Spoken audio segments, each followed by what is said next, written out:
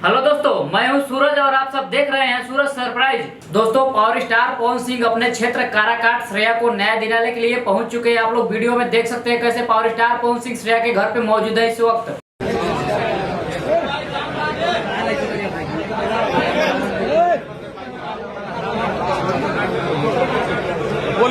बोलिए मत, शांत रहिए सब कोई,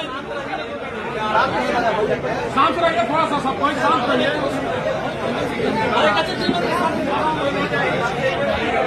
जी हाँ दोस्तों, आप लोगों ने तो वीडियो में देखा है कैसे पावर स्टार पवन सिंह श्रेया के घर पे मौजूद होकर के उनके मम्मी पापा से बात करते हुए नजर आ रहे हैं। आप लोग क्या लगता है दोस्तों कि पावर स्टार पवन सिंह क्या श्रेया को न्याय दिला पाएंगे? हमें कमेंट करके जरूर बताना। आपको जानकारी के लिए बता दूं दोस्तों कि पावर स्टार पवन सिंह से श्रेया के मम्मी पापा यही उम्मीद लेकर के बैठे हैं कि कब हमारे बच्ची को न्याय दिला पाएंगे। क्या लगता है दोस्तों कि पावर स्टार पवन सिंह श्रेया को न्याय दिला पाएंगे? हमें कमेंट करके जरूर बताना।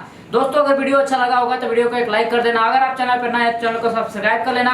मिलते हैं किसी एक नए वीडियो में, तब तक के लिए दोस्तों जय हिंद जय भारत।